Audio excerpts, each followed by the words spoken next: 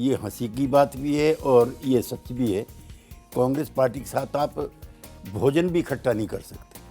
उन्हें लगता है कि हमारी चपाती ज़्यादा मजबूत है, हमारी दाल में ज़्यादा घी पड़ा हुआ है, उनको जो मिला वो कम मिला है। नीतीश कुमार का पहला बयान आता है कि जो 2014 में आए थे वो 24 में नहीं आएंगे। कार्यकर्ता अगर इच्छा रखते हैं उसके लिए तो क्या बुरी बात है। नहीं, उन्होंने ही कहा था, कार्यकर्ताओं ने नहीं कहा। हम भी कह रहे हैं। हाँ। मैं भी कार्यकर्ता हूं, मैं भी कह रहा हूँ। तो क्या अभी कोई वैकेंसी है कि नहीं, अभी कोई वैकेंसी नहीं है। आप इंडिया गठबंधन के भविष्य को किस तरह से देखते हैं? नहीं, मैं तो वक्तव्य भी दे चुका हूँ और आपसे भी रिपीट करना चाहता हूँ। इफ इंडिया गठबंधन has some future in India, then India has left no future. एक दो स्टेट ऐसी जहाँ कांग्रेस का स्ट्रॉन्ग होल्ड है। ऑन रिकॉर्ड कहना चाहता हूँ, एक सीट भी किसी को देने के लिए तैयार नहीं। क्या बीजेपी इंडिया अलायंस की पार्टियों से कह रही है कि आप कांग्रेस से गठबंधन मत कीजिए, चाहे जो करना है आप कर लीजिए? नहीं, उनको कहने की जरूरत नहीं है। 400 प्लस सीटें हम लोग आइडेंटिफाई करते हैं जहां बीजेपी के एक के मुकाबले में एक उम्मीदवार संभव है। 3 महीने तक ना कोई टेलीफोन है, ना कोई कम्युनिकेशन है, ना कोई बयान है, ना कोई इंसेंटिव है, ना कोई इनिशिएटिव है। ये हम समझ नहीं पाते हैं, हमारा दर्शक भी नहीं समझ पाता है कि कल शाम तक आप जिस पार्टी को हरा रहे होते हैं, आप जिस सरकार को कह रहे होते हैं कि ऑल इज़ वेल, वो अगली सुबह तक कैसे गिर जाती है, कैसे बदल जाती है। हम जो पॉलिटिकल पार्टीज के लोग हैं सभी पलटू राम हैं। बीजेपी वाले भी पलटू राम हैं। बीजेपी के साथ हमारा कई मामलों पर वैचारिक मतभेद था और आज भी है। राम के भरोसे सारा देश भी है, तो हमारे गठबंधन भी राम के भरोसे ही है। गठबंधन तोड़ने के लिए नीतीश कुमार ने कोई एब्सोल्यूट कारण सही से नहीं बताया। अगर हमें पॉलिटिकली सरवाइव करना है, दोनों में से एक गठबंधन में रहना, और ये पॉलिटिकल यूटिलिटी नीतीश कुमार की भी है। पिछले दिनों एक और घटना हुई, नीतीश कुमार पार्टी के राष्ट्रीय अध्यक्ष बन गए। ऐसा क्या हुआ था कि ललन सिंह ने वो पद छोड़ा? एक तो ये पार्टी के आंतरिक मामले होते हैं जिस पर पब्लिकली लिमिटेड तरीके से कहा जाता है, और ललन जी ने भी वहाँ 4-5 बार कहा, और अंदर की बात बता रहा हूँ। आप कितने सीटों पे लड़ेंगे? अब तक तो 17 सीटों की बात कर रहे थे सर। बीजेपी ने तो अभी हमसे कहा नहीं है कि आप कम कर दीजिए, तो मैं अपने आप कम क्यों करूँ? नरेंद्र मोदी सबसे बड़े ओबीसी नेता हैं। तो वो उनको कहने का हक है। हम भी कह रहे हैं नीतीश कुमार सबसे बड़े ओबीसी नेता हैं। राहुल गांधी की भारत जोड़ो न्याय यात्रा बिहार में एंटर करने वाली थी, तब आपका एक बयान सामने आया था कि ये जो न्याय यात्रा हो रही है ये इंडिया गठबंधन के बैनर तले होनी चाहिए। दूल्हा कौन है? दूल्हा अमुक है जो घोड़े पे बैठा हो। हम बाराती नहीं थे उसके, सब अपने अपने इलाकों के नेता थे। लालू प्रसाद यादव ने कहा था राहुल गांधी को दूल्हा बनना चाहिए और हम सभी जो है बाराती की तरह उसमें डांस करेंगे, यही टीस है। तो एक तो हम संन्यास लेने के लिए तो आते नहीं ना राजनीति में। जनता की सेवा करनी है तो उसका माध्यम भी कुछ आपके पास ऐसी शक्ति होनी चाहिए ताकि किसी की मदद कर सके। ये सैचुरेशन है कि जो नंबर्स हैं, बीजेपी के भी एक तरह से 303 जो हैं और एनडीए के पास भी 350 नंबर हैं। अब यहाँ से आगे नंबर कहाँ से आएंगे? करेक्ट। हमने ये पूछना चाहिए ना कि साहब की नंबर कहाँ से लाओगे? बहुत सही कह रहे हैं। क्योंकि आपके पास सैचुरेशन स्टेज जो है वो है। बिहार में 39 हैं और कहाँ 41 सीटें तो है नहीं। हरियाणा में 10 हैं, 11 तो बनेगी नहीं। नीतीश कुमार के बारे में एक चीज़ कहा जाता है कि ऐसा कोई सगा नहीं जिसको उन्होंने ठगा नहीं। तो प्रशांत किशोर ऐसे ही थे। प्रशांत किशोर अपने फन के माहिर थे, मैं मानता हूँ काबिल आदमी थे, और वो 2 साल तो नीतीश कुमार जी के साथ ही रहे। वो कैपेबल हैं। उन्होंने मुझको बताया कि जब वो मोदी जी के साथ थे तो भी उनके बाजू वाले कमरे में थे। वो वाज सो कैपेबल, मैं तारीफ कर रहा हूँ उसकी। तो 2017 में ऐसा क्या हुआ था, अचानक से मुख्यमंत्री का मन बदल जाता है और वो महागठबंधन को छोड़ देते हैं? लालू यादव को उस टाइम ईडी गिरफ्तार करती है और अचानक से वो एनडीए में आ जाते हैं रातों रात। बीजेपी ने हमारे साथ दोबारा गठबंधन क्यों किया? 8 दिन पहले का बयान है अमित शाह जी का। मैं उसको कंट्रोवर्सी का हिस्सा नहीं बनाना चाहता। नमस्ते, मैं अविचल दुबे न्यूज़ तक के इस मंच पर आप सभी का इस्तकबाल करता हूं। आम चुनावों से पहले तमाम राजनीतिक तूफानों के चलते बदलाव बहुत तेज़ी से हो रहे हैं। इन बदलावों को समझने के लिए, अपनी समझाइश को बढ़ाने के लिए आज हमारे मंच पर एक ख़ास मेहमान हैं। नए नवेले शामिल हुए या फिर से शामिल हुए एनडीए में जेडीयू के जो सबसे बड़े, एक तरीके से कह सकते हैं कि इंटेलेक्चुअल तरीके से बात करने वाले राष्ट्रीय प्रवक्ता और पूर्व राज्यसभा सांसद केसी त्यागी जी हमारे साथ में हमारे मंचासी अतिथि हैं। त्यागी सर, आपका बहुत बहुत स्वागत है न्यूज़ तक के इस मंच पर। बहुत सारी गलती कांग्रेस ने की हैं, कौन कौन सी की हैं, कितनी की हैं, कब कब की हैं, ज़रा एक बार बता दीजिए, क्योंकि आप तो इंडिया गठबंधन की नींव रखने वाले थे और सबसे ज़्यादा अभी तक इसने अगर कांग्रेस की कमियां गिनाई हैं एनडीए में शामिल होने के दौरान, तो आपने ही गिनाई हैं। देखिए, 27 सितंबर 2022 की तरफ मैं आपका ध्यान ले जाना चाहता हूँ। ये वो दौर है जब K Chandrashekar Rao of Telangana, Mamata Banerjee of TMC, Arvind Kejriwal of Aam Aadmi Party और अखिलेश यादव जी ऑफ समाजवादी पार्टी, ये सब लोग मिलकर के एक गैर कांग्रेसी और गैर भाजपाई विकल्प की तलाश में हैं। इनकी मीटिंगें हो रही हैं। उसी बीच में 27 सितंबर 2022 चौधरी देवीलाल हम सब लोगों के नेता थे, उनकी हिसार में जयंती मनाई जा रही है, जिसमें बादल साहब हैं, सीताराम येचूरी हैं, डी राजा हैं, नीतीश कुमार हैं, तेजस्वी यादव हैं, चौटाला जी हैं, फारूक अब्दुल्ला हैं, मैं भी हूँ। वहाँ पर पहली बार नीतीश कुमार एक भाजपा के मुकाबले मजबूत गठबंधन बनाने का आइडिया फ्लोट करते हैं और बहुत स्पष्ट कहते हैं कि मैं अपने मित्रों से कहना चाहता हूं कि बगैर कांग्रेस पार्टी के कोई मजबूत विकल्प नहीं बन सकता है। तीसरे मोर्चे को बंद करो, पहला मोर्चा बनाओ। और वो बादल साहब को, चौटाला साहब को क्लियरली कहते हैं कि आप लोग अपना गैर कांग्रेसवाद, नॉन कांग्रेसिज्म जो है ख़त्म कीजिए। फिर दिल्ली आते हैं, लालू जी के साथ वो जाकर के सोनिया जी से मिलते हैं और राहुल गांधी जी से मिलते हैं कि आपकी पार्टी बड़ी पार्टी, आप लीड लीजिए। 3 महीने तक ना कोई टेलीफोन है, ना कोई कम्युनिकेशन है, ना कोई बयान है, ना कोई इंसेंटिव है, ना कोई इनिशिएटिव है। नीतीश कुमार फिर 3 महीने बाद फिर संग इन लोगों से करते हैं कि हम पटना में मीटिंग बुलाते हैं, आप उसमें आइए। तो उसमें ये कांग्रेस के नेता, हमारे मित्र लोग जो थे, ये आते हैं और एक बहुत सक्सेसफुल मीटिंग पटना में होती है और 400 प्लस सीटें हम लोग आइडेंटिफाई करते हैं जहां बीजेपी के एक के मुकाबले में एक उम्मीदवार संभव है। उसके बाद 3 महीने तक कोई गतिविधि नहीं होती है। फिर कर्नाटक का चुनाव जीतने के बाद वो बंगलुरु में मीटिंग करते हैं इसी तरह की, और फिर इसी तरह की फिर 3 महीने बाद मुंबई में मीटिंग होती है जहां पर इंडिया गठबंधन नाम दिया जाता है और साथ मिलकर के काम करेंगे, ये संकल्प दोहराया जाता है। 3 या 4 कमेटी बनती हैं, एक कमेटी का मेंबर मैं भी हूं और आज तक उस कमेटी की कभी मीटिंग नहीं हुई है, ये भी मैं आपकी जानकारी में लाना चाहता हूं। ये सब चलता रहता है बहुत धीमी धीमी गति से। अब उसके बाद इंडिया गठबंधन की महत्वपूर्ण बैठक पिछले महीने होती है दिल्ली शहर में अशोका होटल में। मुंबई में तय हो जाता है और कोई संयोजक नहीं है इसका। नीतीश कुमार जी इसके संयोजक इस मामले में हैं क्योंकि वो कन्वीन कर रहे हैं मीटिंग है, बाकी कोई ना इसका अध्यक्ष है ना कोई संयोजक है। ये सब राम भरोसे, वैसे भी आजकल राम के भरोसे सारा देश भी है, तो हमारे गठबंधन भी राम के भरोसे ही है। आप भी चले गए जी, आप भी हैं अब तो। मी टू, हाँ जी मैं भी हूँ। खैर, तो ये तय हुआ है मुंबई में कि इस गठबंधन का कोई चेहरा नहीं होगा। हम जो बेरोजगारी है, महंगाई है, वगैरह वगैरह जो इश्यूज़ हैं उनको हाईलाइट करेंगे, ये विराम लग जाता है। अब ममता दीदी आती हैं अशोका होटल की बैठक से एक दिन पहले, केजरीवाल जी के साथ चाय पानी पीने के बाद पूरी दिल्ली के मीडिया को एड्रेस करते हैं कि that we have decided there will be no face of this गठबंधन, हम कलेक्टिवली चुनाव लड़ेंगे।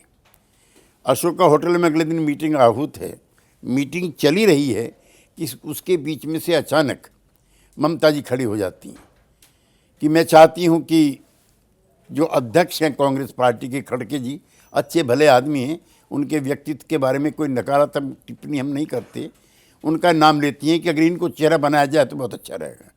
केजरीवाल जी खड़े हो जाते हैं कि हाँ ये ठीक रहेगा। और Rahul Gandhi ji is on record on saying कि नीतीश कुमार जी के संयोजक बनने के नाम पे ममता दीदी को ऐतराज़ है। फिर एक और अनप्लीजेंट हैपनिंग होती है। भाई हम लोग जो हैं, जो नॉर्थ इंडिया के लोग हैं, हम तो मैं भी, नीतीश कुमार भी, काफ़ी ऐसे लोग हैं, बीजेपी के भी ऐसे बहुत लोग हैं। हम लोगों ने 1967 में, बिफोर योर बर्थ, एक आंदोलन चला था, अंग्रेजी में काम ना होगा फिर से देश गुलाम ना होगा। हालांकि आज वो फिनोमिना बंद है, लेकिन हम लोगों ने शाम पर हटाए थे अंग्रेजी के, कस्बों में लगे हुए थे। तो उस मूवमेंट से हम निकल करके आए थे। तो नीतीश कुमार अगर हिंदी में बोल रहे थे, it was no sin, no crime. उसी बीच में खड़े होकर के बालू साहब कहते हैं कि भाई एक ट्रांसलेटर लगाओ, ये करो वो करो। इतना ह्यूमिलेटिंग एटमॉस्फेयर वहाँ पे मीटिंग में था कि किसी भी गैरतमंद आदमी के लिए काम करना मुश्किल था। एक पृष्ठभूमि मैं ये बताना चाहता हूँ, चूँकि नीतीश जी पे बड़े प्रहार हैं और आप में से भी एक दो साथी उनके पलटी लगाने को लेकर के करेंगे ज़रूर सवाल। नीतीश कुमार जी ने जिस दिन एनडीए से बाहर आए हैं, उस समय वो मुख्यमंत्री थे, कंफर्टेबल, बीजेपी प्लस हम। एक गठबंधन का जो सबसे बड़ा नेता था Narendra Modi, he was the most popular leader of the country. 2, 303 MP उनके थे प्लस 16 हमारे थे। वी वर वेरी कंफर्टेबल, कोई किसी किस्म की दिक्कत नहीं थी। ऐसा कौन सा लालच था या कौन सा प्रोत्साहन था या कौन सा पद था जिसको प्राप्त करने के लिए हम विरोध में आए थे। आज प्रचार होता है कि मुख्यमंत्री बनने के, तो मुख्यमंत्री तो नीतीश कुमार जी थे already, and he was a more comfortable chief minister in NDA than with our friends of UPA plus. तो एक ये मलायन करने के लिए प्रचार किया जाता है, तो मैं उसको भी ख़त्म करना चाहता हूँ। हम we were very comfortable NDA. अच्छा, दूसरा ये मैं अभी जिक्र भी कर रहा था, बीजेपी के साथ हमारा कई मामलों पर वैचारिक मतभेद था और आज भी है। आर्टिकल 370 पर हमारे नेता थे जयप्रकाश नारायण, वो शेख अब्दुल्ला के साथ खड़े थे। वो लंबी कहानी हो जाएगी, मैं आपको वहाँ नहीं ले जाना चाहता। He was for article 370। जब पार्लियामेंट में आया, हम एनडीए में थे, हमने वॉकआउट करके अपना प्रोटेस्ट किया। दूसरा, राम जन्मभूमि बाबरी मस्जिद का मामला था। हमारी नहीं, बहुत सारी पार्टियों की राय थी, अदालत का जो फैसला होगा वो हमें कबूल होगा। और जब ये फैसला आया तो हाथ जोड़ करके हमने कहा कि प्रभु राम का मंदिर बनाइए, हमें कोई दिक्कत नहीं। और जब प्राण प्रतिष्ठा हुई है किसी भी भारतीय के लिए, इर्रेस्पेक्टिव ऑफ रिलीजन, वो गर्व का और गौरव का कार्यकाल है। और मैं बहुत घमंड के साथ कहना चाहता हूँ, आज प्राण प्रतिष्ठा के बाद अयोध्या का स्थान वेटिकन सिटी और मक्का मस्जिद जैसा हो गया है, एज ए प्राउड इंडियन। तीसरा था यूनिफॉर्म सिविल कोड का। ये ऐसा मसला है, इस पे जितने स्टेक होल्डर्स हैं, जितनी पॉलिटिकल पार्टीज़ हैं, अपोजिशन के चीफ मिनिस्टर्स हैं, सबको एंगेज करके तब एक यूनिफॉर्म सिविल कोड बनाना चाहिए। ये हमारे वैचारिक मतभेद थे, लेकिन काम करने की इतनी आज़ादी थी कि 2014 में हमारे 2 एमपी थे। हम जब गठबंधन में आए एनडीए में, तो उन्होंने 17 सीटें हमारे लिए कंसीड की, हमारे 16 एमपी आए और 5 सीटिंग एमपीज़ के उन्होंने टिकट बांटे। कांग्रेस पार्टी का हरियाणा 10 की 10 सीटें बीजेपी को दे दी, लेकिन 1 सीटें आम आदमी पार्टी को या इनेलो को देने के तैयार नहीं। राजस्थान की 25 की 25 सीटें बीजेपी को दे दी उन्होंने। 1 सीट चौधरी चरण सिंह के ग्रांडसन को देने को तैयार नहीं। मध्य प्रदेश सारी की सारी सीट एक छिंदवाड़ा छोड़ करके बीजेपी को दे दी, लेकिन मुलायम सिंह यादव को 1 सीट देने के लिए तैयार नहीं। Similar is the case in Himachal Pradesh, in Uttarakhand, in Telangana, in Karnataka और इन और भी 1-2 स्टेट ऐसी जहाँ कांग्रेस का स्ट्रॉन्ग होल्ड है। ऑन रिकॉर्ड कहना चाहता हूँ, 1 सीट भी किसी को देने के लिए तैयार नहीं है। और यूपी में उनका 1 एमपी है, यहाँ कम से कम 20 चाहिए। बिहार में उनका 1 एमपी है, कम से कम 10 चाहिए। महाराष्ट्र में उनका 1 एमपी है, कम से कम 22 चाहिए। ममता बनर्जी के यहाँ उनके 2 एमपी है, कम से कम 8 चाहिए। तमिलनाडु में शायद सेटलमेंट हो जाए, वहाँ 9 सीटें मिले, लेकिन एक्सपेक्ट कर रहे थे वो 20 सीटें। तो जो डिस्प्रपोर्शनेट जैसे उनकी पार्टी के नेताओं के एसेट्स हैं, ऐसी डिस्प्रपोर्शनेटली वो सीटें भी मांग रहे हैं और उनके साथ काम करना बिल्कुल असंभव हो गया। तब तंग दुखी होकर के, परेशान होकर के हम लोगों ने इससे बाहर आने का फैसला किया। लेकिन आपने कहा कि ऐसा कौन सा मलाल था कि हम जो है एनडीए से हटकर जो है आरजेडी के साथ जाते। मैं बताता हूँ मलाल क्या था। जिस दिन शपथ ली एनडीए छोड़कर आरजेडी के साथ जाकर, नीतीश कुमार का पहला बयान आता है कि जो 2014 में आए थे वो 24 में नहीं आएंगे। ये है मलाल। दरअसल कोई संयोजक का पद नहीं, नीतीश कुमार सोच रहे थे कि वैकेंसी बन जाएगी और वो थी प्रधानमंत्री पद की। यही है मलाल। मैं आपसे भी, किसी पॉलिटिकल पार्टी के नेता से भी लंबी डिबेट के लिए तैयार हूं। मोदी जी के बाद अगर सबसे अच्छा चेहरा देश में पिछले 20-25 सालों से है, जिस पे भ्रष्टाचार का कोई आरोप नहीं, जिसके यहाँ ईडी की रेड नहीं, इनकम टैक्स की नहीं, पीएमएलए की नहीं और सीबीआई नहीं, आईबी नहीं, एक जिस पे जातिवाद का कोई आरोप नहीं, जिसके परिवार का 20-20 मील तक कोई भी आदमी राजनीति में नहीं, और 3-3, 4-4 बार बेस्ट चीफ मिनिस्टर के अवार्ड जिसको मिले हों, जिसने नई राजनीतिक संस्कृति बिहार में पैदा की हो। अगर उस पार्टी के कार्यकर्ता चाहते हैं कि उनका नेता बड़े पद पे जाए, मैंने तो वो दौर भी देखा अपने 50 साल के राजनीतिक जीवन में। एक एमपी है, नारे लग रहे हैं देश का नेता कैसा हो, फला फला जैसा हो। तो अगर नीतीश कुमार इस तरह की परंपरा से निकल कर आए हैं, वो जयप्रकाश नारायण के आंदोलन में 19 महीने जेल में रहे हैं और एक ऐसा चेहरा है जिसको आगे रख सकते हैं, तो कार्यकर्ता अगर इच्छा रखते हैं उसके लिए तो क्या बुरी बात है। नहीं, उन्होंने ही कहा था, कार्यकर्ताओं ने नहीं कहा। हम भी कह रहे हैं। हाँ। मैं भी कार्यकर्ता हूं, मैं भी कह रहा हूँ। तो क्या अभी कोई वैकेंसी है कि नहीं, अभी कोई वैकेंसी नहीं है, अभी नहीं और आगे भी नहीं है फिलहाल। इंडिया अलायंस में मिली नहीं?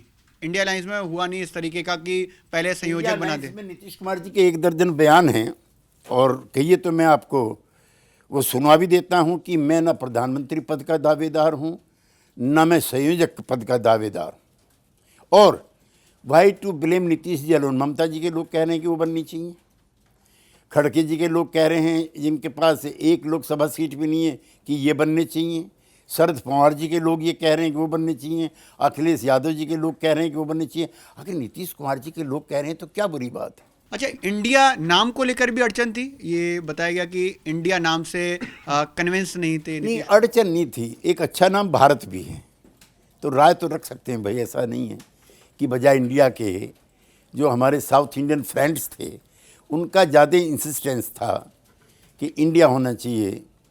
मैं कोई इसमें कोई सोवनिस्ट नहीं हूँ भारत के या हिंदी वाले मामले में। इंडिया नाम भी बुरा नहीं है, लेकिन नीतीश कुमार जी ने भारत नाम रखा जाना चाहिए गठबंधन का, ये जरूर सजेस्ट किया था।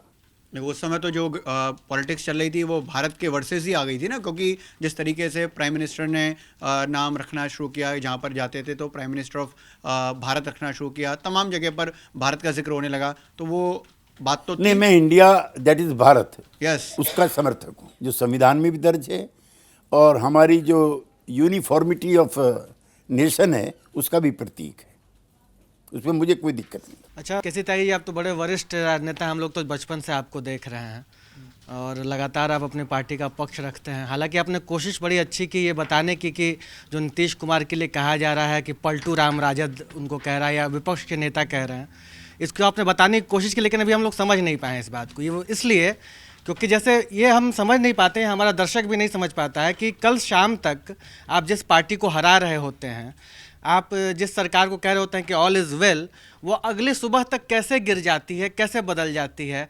और चूंकि आपने ये कसम खाई कि भाजपा को 24 में नहीं आने देंगे, तो ठीक है कि राजद से आपका रिश्ता टूट गया, कांग्रेस से आपका रिश्ता टूट गया, फिर आप अगले दिन भाजपा में कैसे चले जाते हैं, ये बात हम समझ नहीं पाते हैं। मतलब ये कैसे होता है? एनडीए में, वही एनडीए में उसका मेजर हिस्सा तो भाजपा है ना। देखिए, ऐसा है कि जो हम सोशलिस्ट हैं, वी द सोशलिस्ट, गैर कांग्रेसी मूवमेंट की प्रोडक्ट हैं।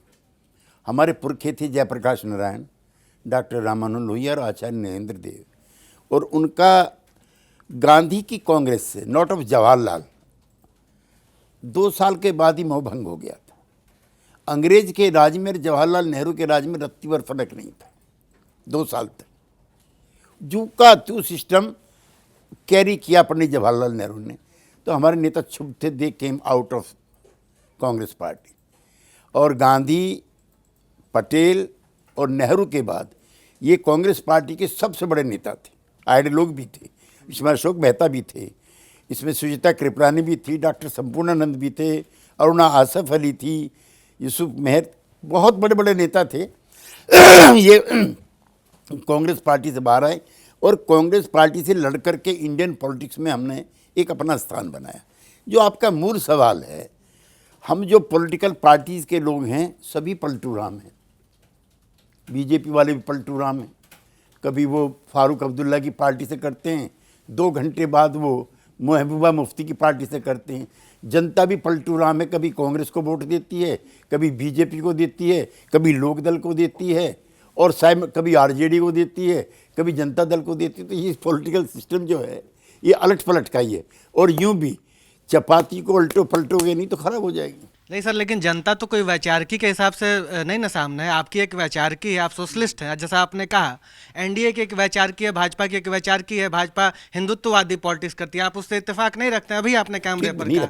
तो आप जब पलटते हैं और जनता जब वोट में पलटती है तो दोनों में फर्क है ना सर। आप तो वैचारिकी के हिसाब से पलट देखिए, वैचारिकी के हिसाब से हम कोई राजनीति में कोई संन्यास लेने के लिए तो नहीं आए हैं। हमें अपनी एग्जिस्टेंस भी चाहिए। अगर हमें अपनी फिलॉसफी को, अपनी व्यूज़ को प्रोपेगेट करना है, कंसोलिडेट करना है, तो हमें एक पॉलिटिकल सिस्टम में भी स्टेबल भी रहना है। हम ये जानते हैं, हम ये मानते हैं कि अगर आज हम इंडिया गठबंधन से बाहर आ रहे हैं तो हम अकेले सर्वाइव नहीं कर सकते। एक दूसरा, जो एनडीए है जिससे हमारी पॉलिटिकल विचारधारा नहीं मिलती है, कम्युनिस्टों में और जनसंघ में क्या कितनी दूरी है, लेकिन 67 में दोनों एक मंत्रिमंडल में थे। उत्तर प्रदेश में, I think you are from Bihar, Mahamaya बाबू की सरकार थी, उसमें कम्युनिस्ट भी मिनिस्टर थे और जनसंघी भी थे। उत्तर प्रदेश में कोई उत्तर प्रदेश के साथी होंगे, चरण, हालांकि मैं बिहार को बड़ा अपना फेवरेट स्टेट मानता हूं। चरण सिंह जी सरकार में कम्युनिस्ट भी थे, जनसंघी भी थे। और ये जो वैचार, इसमें देखिए फ्लेक्सिबिलिटी अगर नहीं होगी तो जैसे दुनिया भर में कम्युनिस्ट कमज़ोर पड़ गए हैं, ऐसी पड़ जाएंगे। इतनी फ्लेक्सिबिलिटी हमें रखनी पड़ती है, और जिन्होंने नहीं रखी वो इतिहास के गर्त में चले गए, अच्छे वैचारिक परंपरा के लोग होते हुए भी। इसलिए हमें ये सब जो आप कह रहे हैं पलट राम वाला, ये हमारी फ्लेक्सिबिलिटी का हिस्सा, सभी करते हैं, एक पार्टी नहीं है। आपकी जानकारी के लिए, मैं उस समय था उसमें सरकार में, जब जैन कमीशन की रिपोर्ट आई है, उसमें हल्का सा हिंट था कि राजीव गांधी जी की हत्या में जो कुछ एक्सट्रीमिस्ट शामिल हैं उनके कनेक्शंस लिट्टे से भी हैं एज वेल एज डीएमके से भी हैं। इंद्र कुमार गुजराल जी प्राइम मिनिस्टर हैं। कांग्रेस पार्टी डिमांड करती है कि 24 घंटे में या तो इनको हटाओ वरना हम सरकार बर्खास्त कर रहे हैं। थैंक्स टू लेट गुजराल, उसने कहा नहीं, मैं नहीं हटाता। वो आज डीएमके, वही जो राहुल गांधी के एसोसिएशन का पार्ट बताई गई थी, Rajiv Gandhi, I am sorry, वो आज नंबर 1 फ्रेंड है उसकी, कांग्रेस की। वो पलटू राम नहीं है। तो ये एडजस्टमेंट और management of the compulsions of politics है, सभी पार्टियां करती हैं। लेकिन एक चीज़ मैं कहना चाहता हूँ, नीतीश कुमार ने जो गठबंधन पलटा है 2 या 3 बार, वो पद के लिए नहीं है। ये अब ऐसा है कि प्रधानमंत्री का पद भी कोई लड्डू नहीं है कि कोई कहीं भी जाकर के दुकान से ले ले। इतना मैं जरूर बहुत नम्रता के साथ आपसे कहना चाहता हूँ कि नरेंद्र मोदी के 2 नारे हैं जिस पर चुनाव लड़ रहे हैं, जीत रहे हैं। एक तो भाइयों बहनों परिवारवाद, कल भी जिक्र किया उन्होंने 1 घंटा 40 मिनट के भाषण में, और दूसरा भ्रष्टाचार।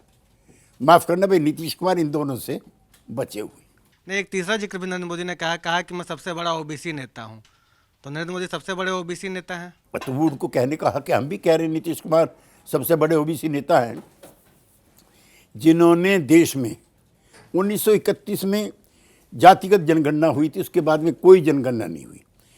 आज़ादी का अमृत काल है, हिंदुस्तान के गरीब जाति को भी और गरीब वर्ग को भी ये जानने का अधिकार है कि 75 सालों में उनका सोशो इकोनॉमिक एम्पावरमेंट कितना हुआ है।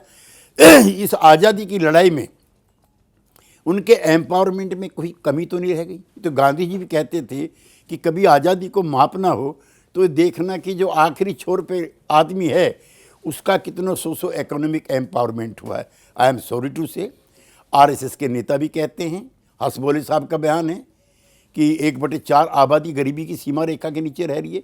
जिन 80 करोड़ लोगों को आप खाना खिला रहे हो, हुआर दे 2 जून की रोटी अगर नहीं खा सकते तो they are living below poverty line. तो उन जातीय समूहों को, उन वर्गों को, और बिहार की सरकार के बारे में गलत इल्जाम है। हम लोगों ने जो इकोनॉमिकली बैकवर्ड हैं उनकी भी संख्या गिनी है, उनको भी 2-2 लाख रुपए बिहार की सरकार उनके ट्रेडिशनल जो हैंडीक्राफ्ट के और जो आर्टिजन ट्रेड में लगे हुए हैं उनके लिए भी दे रही है। तो नीतीश कुमार पहला नेता है जिसने ये गणना कराई। एक दूसरा, सुप्रीम कोर्ट की एक रूलिंग थी कि रिजर्वेशन की सीमा 50 से ऊपर नहीं जाएगी। एनडीए सरकार ने ईडब्ल्यूएस का रिजर्वेशन करके वो खुद सीमा खत्म कर दी। बिहार में हमने 75% कर दिया। सर लेकिन तेजस्वी तो कहते हैं कि जब आप भाजपा के साथ थे तो ये सब काम नहीं कर पाते थे, वो आए आपके साथ तो उन्होंने आपसे ये काम करवा लिया, तो क्रेडिट तेजस्वी यादव का है।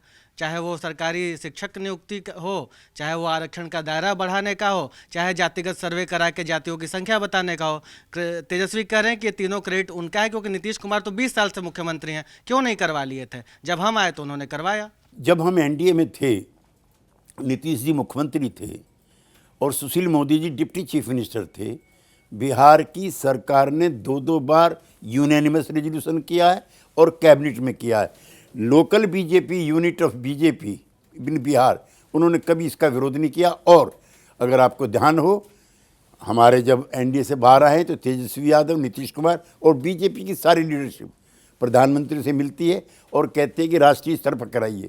प्रधानमंत्री कहते हैं आप अपने बिहार में करिए, हम यहाँ के बारे में सोचेंगे। तो हमें बीजेपी ने उस तरह से मना नहीं किया। अच्छा, एक अंतिम सवाल लूँगा, 1-2 सवाल जोड़ देता हूँ। अखिलेश यादव ने कहा कि नीतीश कुमार इधर रहते तो प्रधानमंत्री बन जाते, तब कहा जब आप लोग अभी छोड़कर गए नहीं थे, एनडीए के साथ तभी नहीं गए थे। तो ये क्या, ये ऑफर में आपको लगा इसमें दम नहीं है, ये ऐसा 2024 में ऐसा होने नहीं जा रहा है? और दूसरा, अभी आपने एक इंडिया अलायंस के बैठक में जिक्र किया कि नीतीश कुमार के हिंदी बोलने पर जब आपत्ति आई तो नीतीश कुमार भड़क गए। तो बाद में ये भी खबर है कि नीतीश कुमार ने फिर डीएमके के साथियों को फ़ोन करके कहा कि उनका भड़कना जायज़ नहीं था, माफ़ी मांगी। नहीं, माफ़ी नहीं, उसको क्लैरिफिकेशन कह सकते हैं। माफ़ी बहुत हार्ड वर्ड है। माफ़ी कोई हिस्टोरिकल मिस्टेक हो तो उसमें होती है और क्लैरिफिकेशन डे टू डे की फंक्शनिंग में होता है। दूसरा, अखिलेश जी हमारे सीनियर लीडर हैं, मुलायम सिंह जी उनके सुपुत्र हैं, उनकी किसी टिप्पणी को हम नकारात्मक नहीं लेते। लेकिन अब देखिए कितनी जल्दी जल्दी से सीटों की तालमेल की चर्चा हो रही है।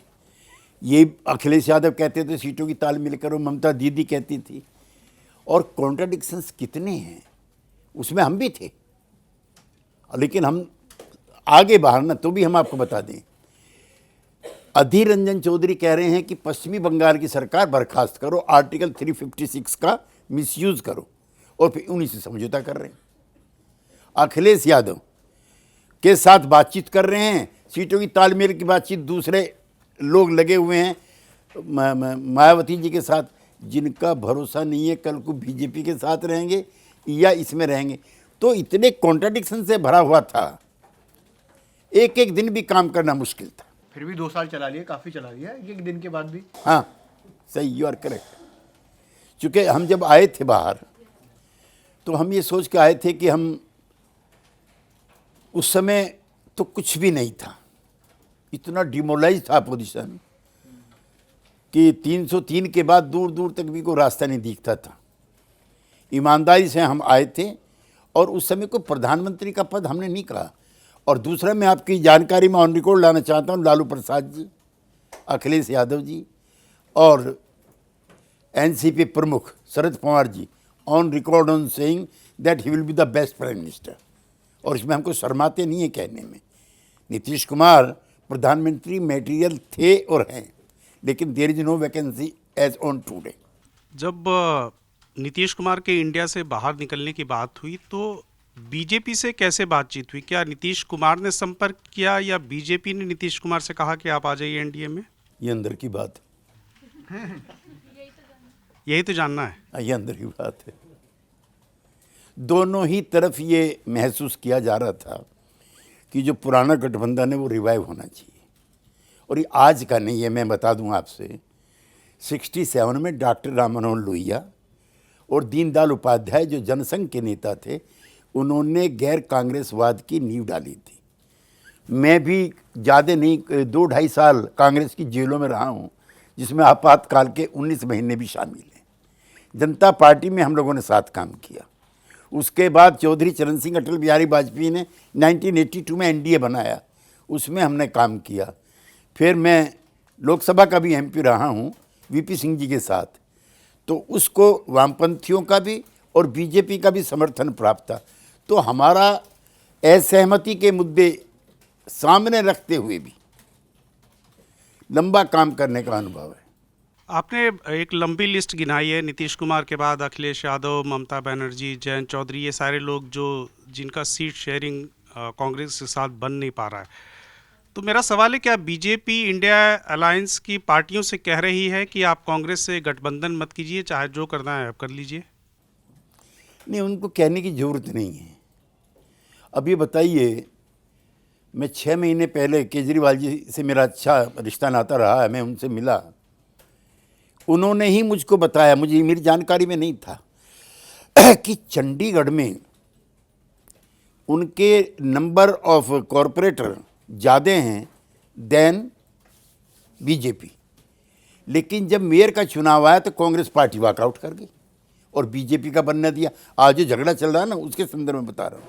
क्या नीतीश कुमार इंडिया में रहते अगर कांग्रेस कमज़ोर पड़ती नहीं दिखती? क्योंकि जब इंडिया गठबंधन मजबूत और एक आकार लेना शुरू हुआ था, उसके बाद वो हिमाचल और कर्नाटक का चुनाव जीते, और जब बिखराव शुरू हुआ वो मध्य प्रदेश, छत्तीसगढ़ और राजस्थान का चुनाव हार गए। तो क्या आप मानते हैं कि कांग्रेस के कमज़ोर दिखने की वजह से नीतीश कुमार और बाकी एलाइज जो हैं इंडिया के, वो अब कन्नी काटने की कोशिश कर रहे हैं? उनको लग रहा है कि बीजेपी से मुकाबला नहीं कर पाएगी मानता। मैं कांग्रेस? आपकी जानकारी में एक और चीज़ लाना चाहता हूँ। वो उत्तर भारत की पार्टी नहीं बची है। हरियाणा में मुख्यमंत्री थे उनके हुड्डा जी, एक भी सीट नहीं। मध्य प्रदेश में गहलोत साहब थे चीफ मिनिस्टर, एक भी सीट नहीं। सीटें हैं कहाँ की है? 9 तमिलनाडु की हैं, कर्नाटका की है और केरला की है। उत्तर प्रदेश में 1 सीट है। अच्छा, मध्य प्रदेश में 1 सीट है कांग्रेस पार्टी की। गुजरात में 1 भी नहीं है। छत्तीसगढ़ में 1 सीट है। ऑल इंडिया लेवल पर transformation of the vote Lok Sabha के लिए कांग्रेस पार्टी नहीं कर पाती है, क्षेत्रीय पार्टी करती हैं। चाहे अखिलेश की पार्टी हो, मायावती हो, लेफ्ट हो, डीएमके हो, एनसीपी हो, जेडीयू हो, आरजेडी हो।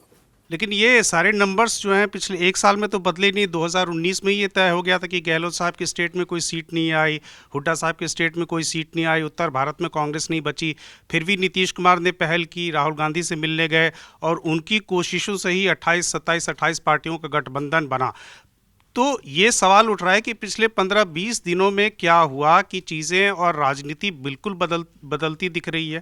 भाई, कांग्रेस पार्टी के साथ हमारा काम करने का कोई लंबा अनुभव नहीं था, लेकिन ये हंसी की बात भी है और ये सच भी है। कांग्रेस पार्टी के साथ आप भोजन भी इकट्ठा नहीं कर सकते। उन्हें लगता है कि हमारी चपाती ज़्यादा मजबूत है, हमारी दाल में ज़्यादा घी पड़ा हुआ है, उनको जो मिला वो कम मिला है। और ये पॉलिटिकल असेसमेंट होते हैं, ये गलतियां नहीं होती हैं। हम राजनीति में कई तरह के प्रयोग करते हैं, आज ये करते हैं, कल ये करते हैं, परसों ये करते हैं। लेकिन हम फिर आपसे कहना चाहते हैं, कोई राजनीतिक स्वार्थ के लिए हमने नहीं किया। नीतीश कुमार जो एनडीए में आए हैं, वो जांच से डर के नहीं आए। अब तो कोई ये भी कह सकता कि जांच से कौन सी जांच है? हमारे तो एसेट्स ही नहीं है, डिस्प्रोपोर्शनेट तो तब होंगे। हमारे एसेट ही नहीं है। कर्पूरी ठाकुर जिनको भारत रत्न मिला है, मैं उनके गांव से आ रहा हूं। जिस दिन उनकी मृत्यु हुई है, वो 1 बार 2 बार मुख्यमंत्री रह चुके थे और 1 बार डिप्टी चीफ मिनिस्टर। 3,500 रुपये निकले उनकी जेब से। हम उस परंपरा के हैं। हमें डर नहीं है। हमें बीजेपी से भी डर नहीं था जब हम खिलाफ थे। जब नीतीश कुमार गठबंधन बना रहे थे तो मोदी जी का विकल्प बना रहे थे, वो सुशील मोदी का नहीं, नरेंद्र मोदी जी का। तब भी नहीं डर रहे थे हम। लेकिन उन्होंने कोई विकल्प चेहरे के तौर पर नहीं दिया ना। जब खड़गे जी का नाम आया तो नीतीश कुमार साइलेंट हो गए। जब नीतीश कुमार के अपने उम्मीदवारी की बात आई तब उन्होंने ऐसा कोई दावा पेश नहीं किया। कांग्रेस पार्टी राहुल गांधी को पेश करना चाहती थी, उसका भी समर्थन नहीं किया। तो उन्होंने प्रॉब्लम्स क्रिएट किए ना, कोई सोल्यूशन तो नहीं दिया ना, और फाइनली निकल गए। सोल्यूशन तो सबको मिल के देना था। मुंबई में दे दिया था कि कोई चेहरा नहीं होगा। फिर चेहरा क्यों ममता बनर्जी ने अशोका होटल की मीटिंग में पेश कर दिया? आप तो उसका विरोध किया था नीतीश कुमार ने? नहीं, विरोध नहीं किया। उन्होंने खुद ही जेंटलमैन ने कह दिया कि नहीं, ये तय हो गया है। लेकिन ममता बनर्जी को क्या जरूरत थी, केजरीवाल को क्या जरूरत थी ये इंट्रिंग, थर्ड रेट की इंट्रिंग और मैनिपुलेशन करने की? I am on record on से, कोई जरूरत नहीं। एक और सवाल, बिहार में आजकल ना एक मांग उठ रही है नई सरकार बनने के बाद दलित सीएम की, जीतन राम मांझी के लिए। देखिए, जो marginalise section of the society है उनमें चेतना आई है, अद्भुत चेतना आई है। इसका क्रेडिट डॉक्टर अंबेडकर को, कर्पूरी ठाकुर जैसे मसीहाओं को जाता है कि जो हाशिए पे गए हुए लोग थे, जो कर्पूरी की भाषा में तनहीन थे, मनहीन थे, धनहीन थे, उन वर्गों में भी चेतना आई है कि उनका भी पॉलिटिकल और इकोनॉमिक और सोशल एम्पावरमेंट होना चाहिए।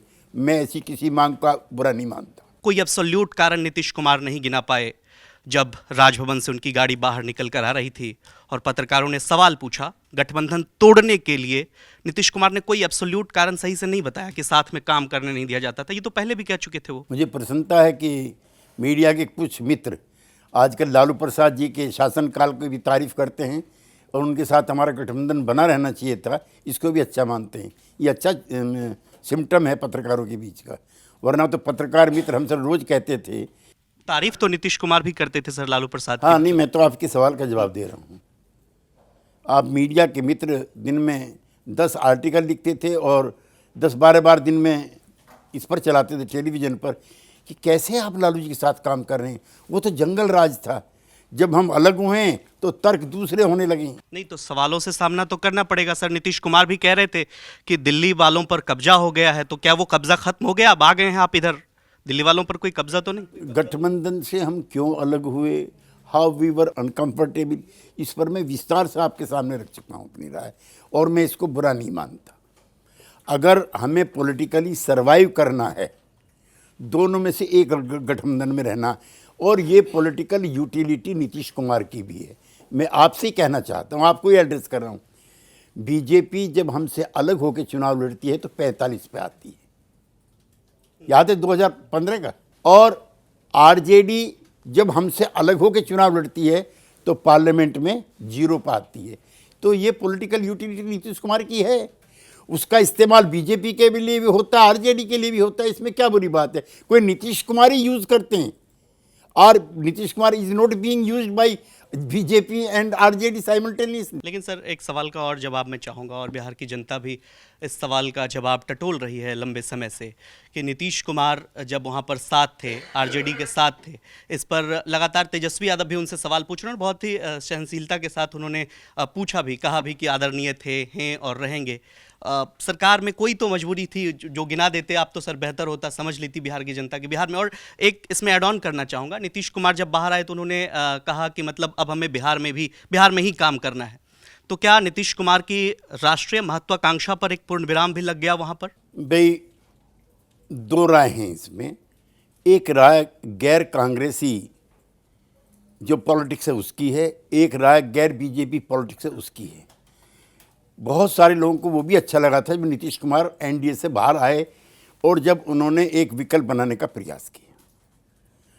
पिछले 1 हफ्ते में पॉलिटिक्स कितनी चेंज होगी when he came out of UPA plus alliance, कि कल मोदी जी भी कह रहे हैं अब 400 पार हो जाएंगे एनडीए जो है। इस पे भी मनोज झा ने सवाल उठाया कि पहले कैसे कह सकते कि 400 पार हो जाएंगे? नहीं, मनोज झा जी जो हैं वो कोई बीजेपी के नेता नहीं हैं, वो उसी पार्टी के नेता जो आरजेडी है, और उनको वो सवाल अच्छे तरीके से उठाते हैं, ये अच्छी बात है। और पहले हर पार्टी प्रेडिक्ट करती है अपने अपने बारे में। आज हम आपसे कह के जा रहे हैं 40 की 40 सीटें बिहार की एनडीए के कोटे में जाएंगी। आप कितने सीटों पे लड़ेंगे? अब तक तो 17 सीटों की बात कर रहे थे। हाँ। सर जेडीयू में इधर आने के बाद आपने सीटों पे बात करना अब छोड़ दिया। नीतीश कुमार जी आ रहे हैं, कल उनकी प्रधानमंत्री से। सर आप कह रहे थे ना, इससे पहले जब इंडिया अलायंस में थे तो लगातार जेडीयू की तरफ से ये बात रोज कही जाती थी, हर नेता हर मंत्री कहते थे कि 16+1 हम लड़ेंगे ही लड़ेंगे। लेकिन जब से आप एनडीए अलायंस में आए हैं, इस बात की मांग बिल्कुल ठप पड़ गई है, आपने कोई स्टेटमेंट नहीं दिया। हम बिहार की जो 17 सीटें हैं जो हमें अलॉट हुई थी बीजेपी के द्वारा, बीजेपी ने तो अभी हमसे कहा नहीं है कि आप कम कर दीजिए, तो मैं अपने आप कम क्यों करूं? तो मतलब 17 सीटों पर अभी मैंने ये बीजेपी ने नहीं कहा है कि कम पे लड़ो, तो मैं आपके कहने से क्यों स्वीकार करूं कि हम कम पे लड़ेंगे। पिछले दिनों एक और घटना हुई, नीतीश कुमार पार्टी के राष्ट्रीय अध्यक्ष बन गए। ऐसा क्या हुआ था कि ललन सिंह ने वो पद छोड़ा? काफ़ी दिल्ली में गहमा गहमी थी उस मीटिंग के दौरान। आपने खुद कहें तो उस मीटिंग की पूरी कार्यवाही संभाल रखी थी, प्रेस को ब्रीफ भी कर रहे थे। उस दौरान कई सारी बातें निकली थी, लेकिन कुछ अंदर की बात तो बताइए कि ऐसा क्या हुआ? सिर्फ ये नहीं हो सकता कि चुनाव लड़ने को लेकर ललन सिंह छोड़ रहे थे। क्या उसी वक्त ये सुगबुगाहट थी? क्योंकि अंदर से ये खबर निकल कर आई थी उस मीटिंग में। हालांकि आप जब प्रेस से बात कर रहे थे आपने कहा कि नहीं ऐसी बात नहीं हुई। ललन सिंह ने क्या उस भाषण के दौरान ये कहा था कि कुछ भी करिएगा बीजेपी के साथ मत जाइएगा? एक तो ये पार्टी के आंतरिक मामले होते हैं जिस पर पब्लिकली लिमिटेड तरीके से कहा जाता है, और ललन जी ने भी वहाँ 4-5 बार कहा, और अंदर की बात बता रहा हूँ, और नीतीश जी ने भी कहा कि इन्होंने हमसे 1 दर्जन बार कहा है कि हमारा इस्तीफा लीजिए, हम जाना चाहते हैं। आखिरी आदमी होंगे ललन सिंह जो नीतीश कुमार को बिट्रे करेंगे, जिस तरह की चर्चाएं अफवाहें मार्केट में हैं। वो मैं भी 48 साल से नीतीश कुमार के साथ हूँ, और वो भी 40-42 साल से नीतीश कुमार के साथ हैं। मैं एक दिन भी वैसे अलग नहीं हुआ हूँ नीतीश कुमार से। पार्टी में एक दौर ऐसा था कि वो हमसे पहले एनडीए में चले गए थे। वो 94 में चले गए थे। हम और शरद यादव और देवेगौड़ा जी थोड़ा बाद में आए थे, आपको याद होगा घटनाक्रम। खैर, ये चर्चाएं अफवाहें हैं, और इस तरह की हर पार्टी में अंदर खाने चलती रहती हैं।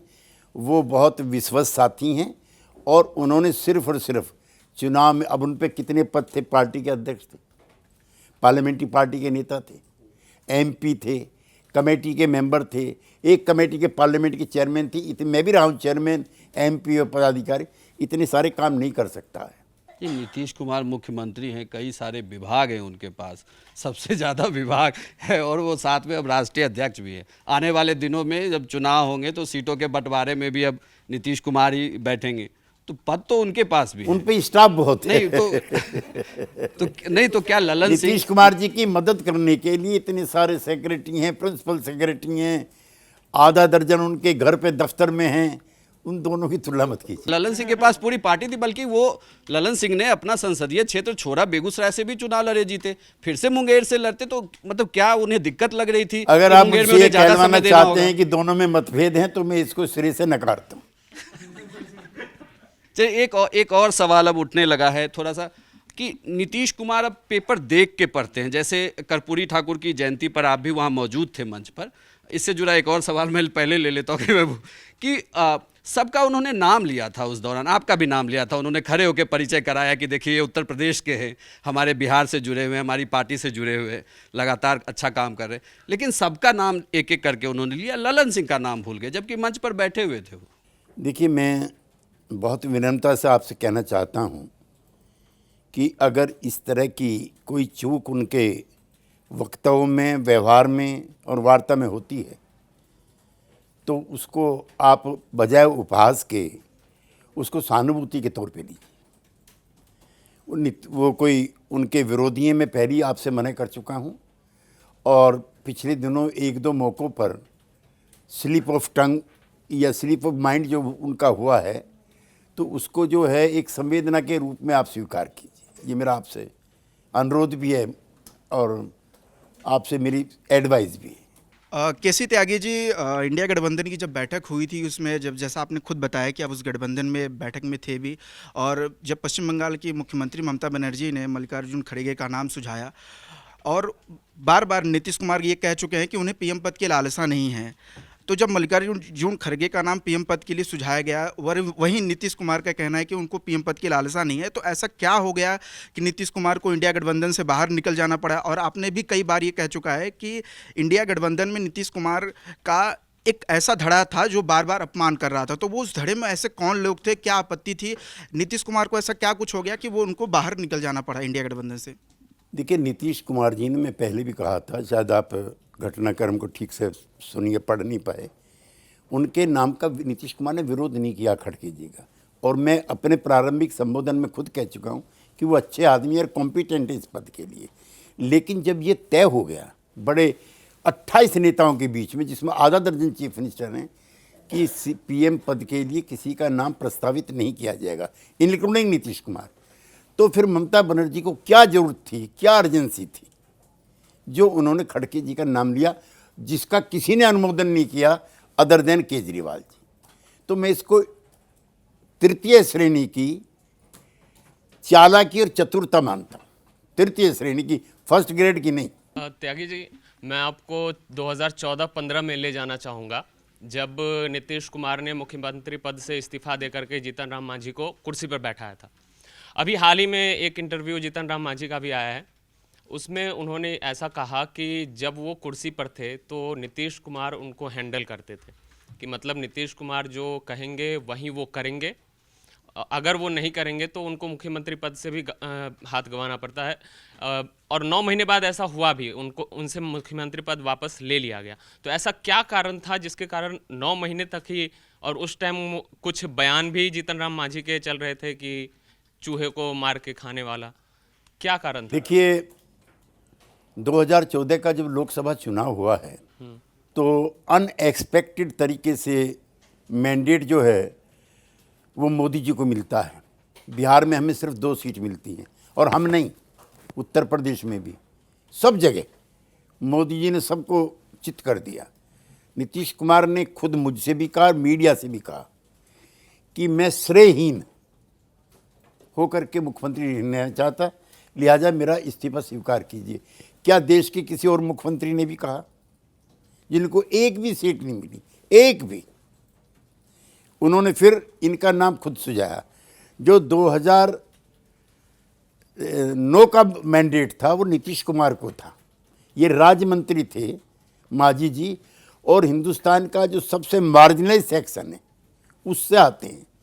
उनकी कम्युनिटी के बारे में कहा जाता है, मैंने एक लेख भी लिखा था, मुसर जात जो है वो चूहे भी खाती है। और इसका जिक्र महात्मा गांधी ने अपने चंपारण के आंदोलन के दौरान जो उनके अनुभव थे उन्होंने भी जिक्र किया। मेरी इससे इतनी हमदर्दी है इस समाज से कि इन्हीं को ऊपर उठाया जाना चाहिए। नीतीश कुमार जी को मैंडेट था 2009 का, उसके बाद उन्होंने अपने उत्तराधिकारी के बीच में टेम्परेरी बनाया। प्रशांत किशोर जी जो बहुत चर्चित हैं, वो जब आए हमारे बिहार के चुनाव के लिए, उन्होंने कहा हम आपके नाम पर वोट मांग सकते हैं। मांझी जी का व्यक्तित्व ऐसा नहीं है जो लालू जी से मुकाबला कर सके। तब ये तय हुआ, उन्होंने स्वेच्छा से त्यागपत्र दिया। और दूसरा ये है कि भाई कांग्रेस पार्टी है, खड़गे जी बगैर सोनिया जी के कोई फैसला ले सकते हैं क्या? अब सब दलों में हो गया है केंद्रीयकरण, कोई पार्टी नहीं बची है जो आंतरिक लोकतंत्र के साए में जी रही हो। सबका ये हालत ये होगी। तो 2017 में ऐसा क्या हुआ था, अचानक से मुख्यमंत्री का मन बदल जाता है और वो महागठबंधन को छोड़ देते हैं, लालू यादव को उस टाइम ईडी गिरफ्तार करती है और अचानक से वो एनडीए में आ जाते हैं रातों रात? क्या कहानी है, मतलब वो पूरा थोड़ा समझाइए हमारे दर्शकों। हम पॉलिटिकल सर्वाइवल की भी लड़ाई लड़ते हैं, विचारों की भी लड़ते हैं, और मैं सबके बारे में कह चुका हूँ। बीजेपी ने हमारे साथ दोबारा गठबंधन क्यों किया? 8 दिन पहले का बयान है अमित शाह जी का, मैं उसको कंट्रोवर्सी का हिस्सा नहीं बनाना चाहता, लेकिन ये सब की पॉलिटिकल कंपल्सन्स हैं, है, इस तरह की राजनीति हो गई है।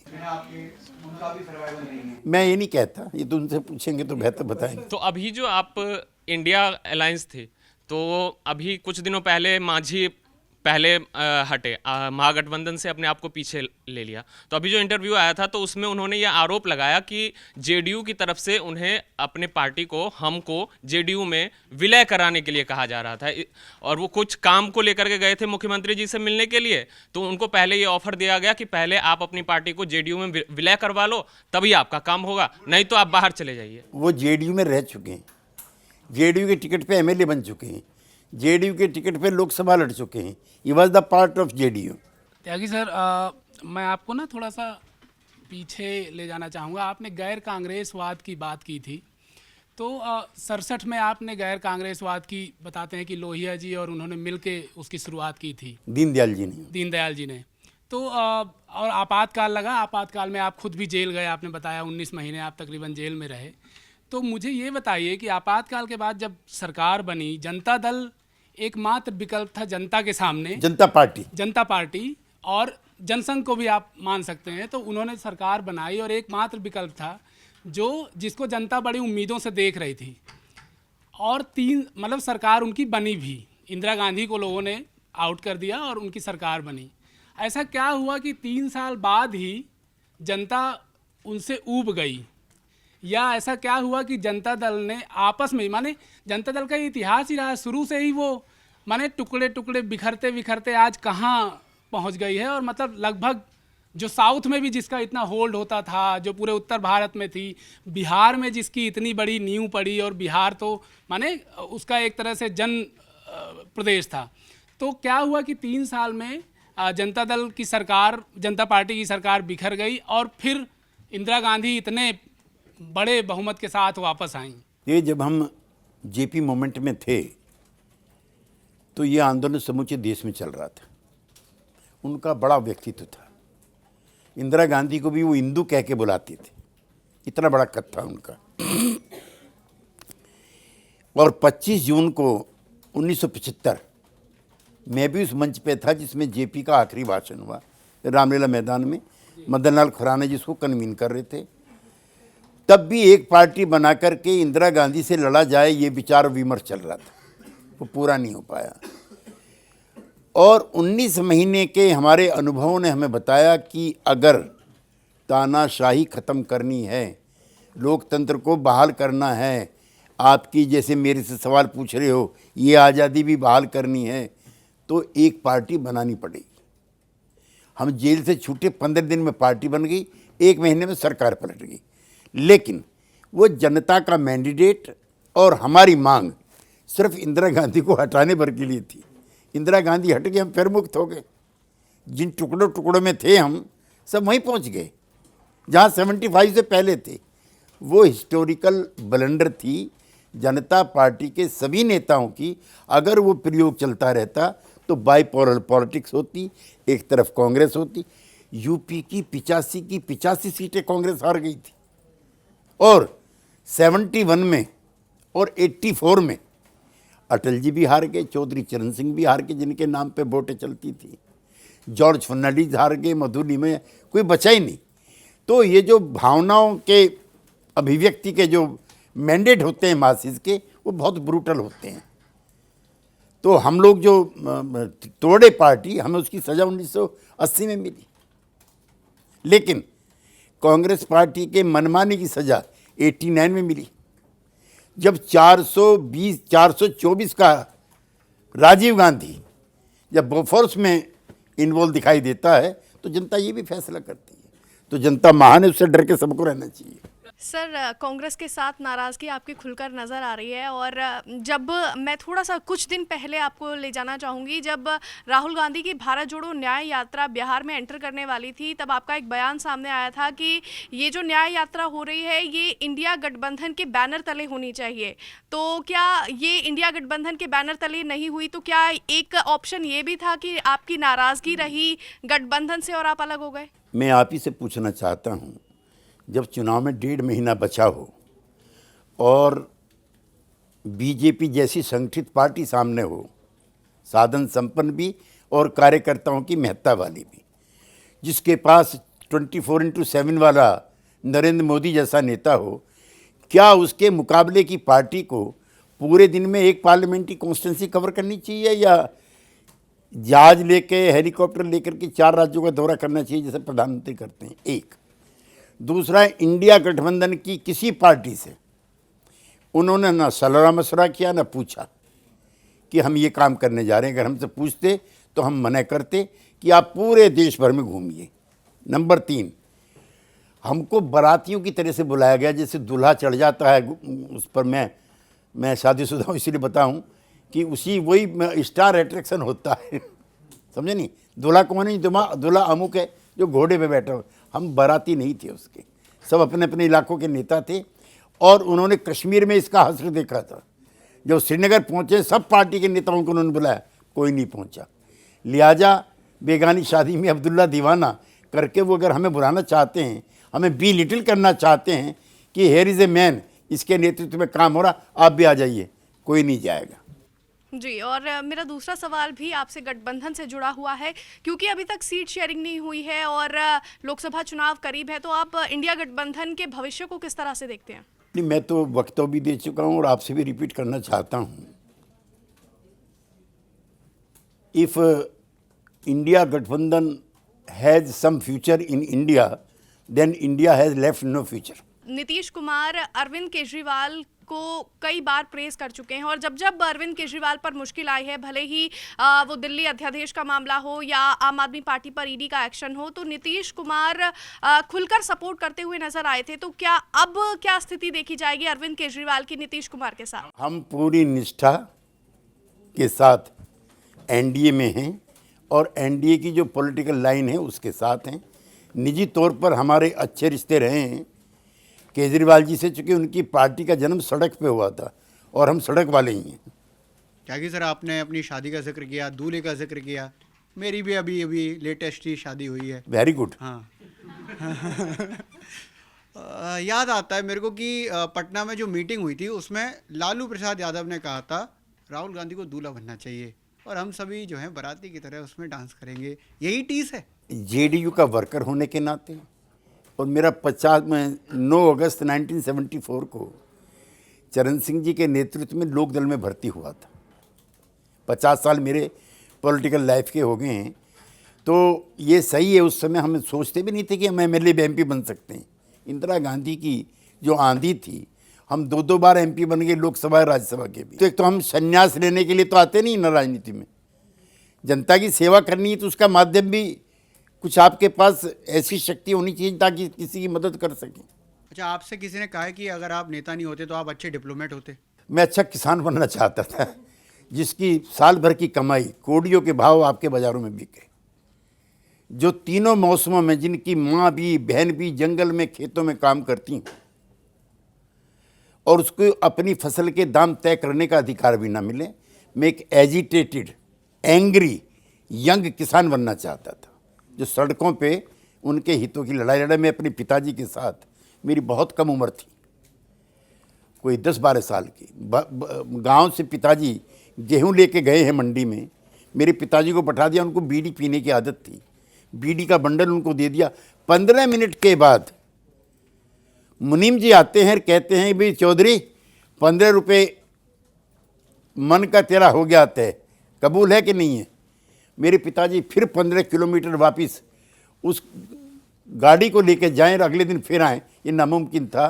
तो हमारी किस्मत जो है, पहले मैं मानता था कि भगवान लिखता है किस्मत, ना दिल्ली में लिखी जाती है, यहाँ पर किस्मत भी और हमारे भाव भी।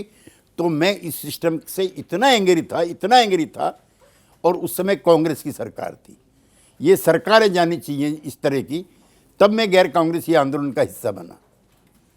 तो हमारी जो लूट की जो बर्बरता है उसकी जो लंबी कहानी है, भाव और भाग भगवान तय करता है, हमें अब पता लगा ये तो सरकारें तय करती हैं। दरअसल मैंने इस बात का इसलिए जिक्र किया क्योंकि जिस तरीके से आप शब्दों का प्रयोग कर रहे हैं और बहुत ही वाक्य विन्यास बड़े शानदार हैं। आपने एक बात कही कि आप राजनीति में संन्यास के लिए नहीं आते हैं। नहीं आते। दूसरी बात आपने कही कि हम किसी स्वार्थ के साथ भी नहीं हैं। हाँ। कितनी कॉन्ट्राडिक्टरी बात हाँ, है ना? तो क्या ये अवसर को भी तो हम लोग बात कर सकते हैं? क्या अवसर के लिए भी तो देखिए, आ सकते ऐसा हैं? है, जब आप ये आरोप लगाते हैं, नहीं सवाल पूछ रहा हूँ। नहीं मैं बता रहा हूँ, सवाल में भी आप ये सवाल करते हैं कि नीतीश कुमार ने क्यों छोड़ दिया, क्या था। नीतीश कुमार मुख्यमंत्री थे, आए फिर मुख्यमंत्री बने, छोड़े तो मुख्यमंत्री बने, वहाँ से छोड़े तो मुख्यमंत्री बने, कोई उनका प्रमोशन तो हुआ नहीं। और वो मैंने आपसे फिर मैं कबूल कर रहा हूँ, इसका आप कोई भी अर्थ निकालने के लिए स्वतंत्र हैं। ये हमारे पॉलिटिकल कंपल्सन्स भी हैं। विल्डरनेस में तो हम नहीं जाएंगे, किसी न किसी गठबंधन का हिस्सा होंगे एक। और ये जेडीयू की या नीतीश कुमार की बात नहीं है, A to Z सभी पॉलिटिकल पार्टीज की, सभी नेताओं की, अपने अपनी एग्जिस्टेंस के लिए, अपनी अपनी पॉलिटिकल फिलॉसफी के प्रोपेगेशन के लिए, कभी दाएं कभी बाएं, सभी जा रहे हैं। अभी मुझे बताइए, कोई 27-28 साल तक पश्चिमी बंगाल में लेफ्ट का राज रहा, सबसे ज़्यादा कार्यकर्ता प्रताड़ित कांग्रेस के हुए। आज ममता के खिलाफ दोनों एक हैं। तो ये क्या राजनीतिक अवसरवाद नहीं है? केरला में it is Congress led front versus CPM led front, उनके बीच में लड़ाई है। बंगाल में दोनों एक है। क्या है पॉलिटिकल अवसरवाद नहीं है? तो ये सब अपने अपने सर्वाइवल के सवाल हैं। और आप जैसे जो इंटेलेक्चुअल्स हैं या जो दूर से देख रहे हैं, नहीं सही कह रहा हूँ आपसे, आप जो तटस्थ लोग हो, उनको, आप लोगों को हमारी अवसरवादिता लगती है। ये हमारे सर्वाइवल्स हैं, पॉलिटिकल कंपल्सन्स। और जितनी शुचिता से, जितनी स्वच्छता से आप राजनीति को देखते हो, अंदर खाने ऐसी होती नहीं है। एक बात और इम्पॉर्टेंट है, प्रधानमंत्री जी ने जो बजट सत्र के दौरान अपना भाषण दिया है, उसमें उन्होंने नारा ही दे दिया है ऑन रिकॉर्ड कि अब की बार 400 पार, मतलब उन्होंने बोला अब की बार, और बाकी सब सांसदों ने 400 पार बोला। और उन्होंने फिर उसके बाद दोहराया कि बीजेपी 370 और जो एनडीए है वो 400 पार जाएगी। मेरा सवाल ये है, क्योंकि आप राजनीतिक विश्लेषण भी अच्छा कर लेंगे, ये सैचुरेशन है कि जो नंबर्स हैं बीजेपी के भी एक तरह से 303 जो हैं और एनडीए के पास भी 350 नंबर हैं, अब यहाँ से आगे नंबर कहाँ से आएंगे? करेक्ट। हमने ये पूछना चाहिए ना कि साहब की नंबर कहाँ से लाओगे? बहुत सही कह रहे हैं, क्योंकि आपके सैचुरेशन स्टेज जो है वो है। बिहार में 39 हैं और कहाँ 41 सीटें तो है नहीं। हरियाणा में 10 हैं, 11 तो बनेगी नहीं। 2-3 फैक्टर इस बीच में हुए हैं। एक तो कांग्रेस पार्टी का मेरा ये मानना है ग्राफ गया ही है डेस्पाइट। देखिए कई बार किसी राज्य में अगर अब केसीआर है, मैं वहाँ जाता रहता हूँ हैदराबाद, बेटी का अलग रूम बना हुआ है लेने के लिए और बेटे का अलग है, और फाइनेंशियली इतने मैस हुए हैं वहाँ पर, हैं? तो उसके खिलाफ वर्डिक्ट था वहाँ पर। ऐसा ही वहाँ की सरकार थी, 2-2 बार मुख्यमंत्री बने कर्नाटका में। लेकिन जो छोटी छोटी जगहें, जैसे नॉर्थ ईस्ट टोटल स्वीप करेगा, पहले भी किया था, लेकिन 2-4 सीटें जो इधर उधर गई थी। लेकिन हमारी इच्छा है, इच्छा के लिए भी जो हमारे पॉलिटिकल लेक्चर होते हैं वो तो और भी बड़े दावों के साथ होते हैं। किसी को एक भी सीट नहीं जीतने दे, फिर भी जीतते हैं। लेकिन होपफुल्ली संख्या एनडीए की पहले से बढ़ेगी, ये मैं जरूर कह सकता हूँ। नहीं, मैं एनडीए की आप संख्या बढ़ेगी वो तो ठीक है, क्योंकि उसमें 30 में ही एनडीए को रख दिया गया है ना। 370 प्लस 400 हो जाएंगे। उन्होंने 370 खत्म की थी इसलिए कहते हैं। हाँ मैं समझ गया, लेकिन वो 70 सीट जो है ना वो कहाँ से आएंगी, मैं इस पर बात कर रहा था। उसका जवाब मेरे को उस तरीके से मिला नहीं, क्योंकि आप जो नॉर्थ ईस्ट की बात करें वो भी सैचुरेशन पर एक तरीके से है। सभी जगह सैचुरेशन है अगर देखें तो। अपने कार्यकर्ताओं में जोश पैदा करने के लिए, अपने संगठन को और एग्रेसिव बनाने के लिए इस तरह के वक्तव्य दिए जाते हैं। लेकिन फिर भी पहले से कम नहीं, ज़्यादा नंबर आएगा ऐसा हम सोचते हैं। कितने नंबर बीजेपी को मिल सकते हैं और कितने जो है एनडीए को मिल सकते हैं? अभी नहीं कह सकते हम लोग। आप ओपिनियन पोल नहीं देंगे ना, मैं प्रशांत किशोर नहीं हूँ, प्रशांत उसका दोस्त हूँ मैं। हैं? प्रशांत का दोस्त। प्रशांत किशोर को लेकर मुझे लगा सवाल आया होगा। आप नीतीश कुमार के शानदार स्पोक्स पर्सन हैं और बहुत सालों से हैं। नीतीश कुमार के बारे मैं मित्र भी हूँ उसका। जी। नीतीश कुमार के बारे में एक चीज़ कहा जाता है कि ऐसा कोई सगा नहीं जिसको उन्होंने ठगा नहीं। तो प्रशांत किशोर ऐसे ही थे, जीतन राम मांझी, ललन सिंह, आरसीपी सिंह। आपको लेकर ये सवाल है कि आप सगे नहीं थे या आप ठगे नहीं गए? देखिए प्रशांत किशोर 2014 में उनके चुनाव विशेषज्ञ बने। उसी मकान में रहते थे जहाँ नीतीश कुमार जी रहते थे। उनको पार्टी का वाइस प्रेसिडेंट बनाया, सोल वाइस प्रेसिडेंट। और चर्चा थी बिहार में that is the heir apparent of Nitish Kumar.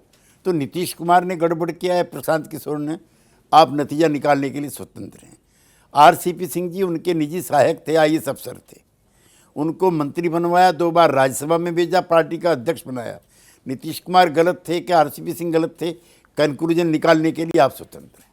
जहाँ तक मेरी बात है, मैं उत्तर प्रदेश से हूँ और बिहार से नहीं हूँ। मैं नीतीश कुमार ने मेरे साथ अच्छा बर्ताव किया कि मुझको बिहार से राज्यसभा में भेजा, लेकिन मेरी उससे पॉलिटिकल रिलेशनशिप है। और एक चीज़ और मैं बहुत विनम्रता से आपसे कहना चाहता हूँ, इस आंदोलन में जब मैं भर्ती हुआ था तो इसमें मधु लिमय थे, जॉर्ज फर्नांडीज थे, राजनारायण थे, चौधरी चरण सिंह थे, बीजू पटनायक थे, पीलू मोदी थे, ऐसे ऐसे तेजस्वी लोग थे।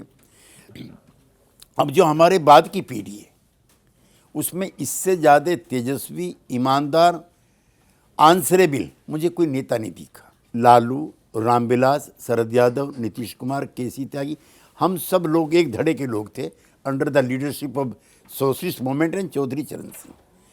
और जितना संयमी और ऊर्जावान हमको ये नीतीश कुमार लगता था, माफ़ करना, हमारे शरद यादव भी दोस्त रहे हैं, सीनियर रहे हैं, लालू जी भी रहे हैं, और अप्रिय बात में उनके बारे में भी कोई नहीं कहना चाहता, रामविलास जी रहे हैं जिन्होंने दलित चेतना का बड़ा काम किया। लेकिन नीतीश कुमार वाज अब ऑल।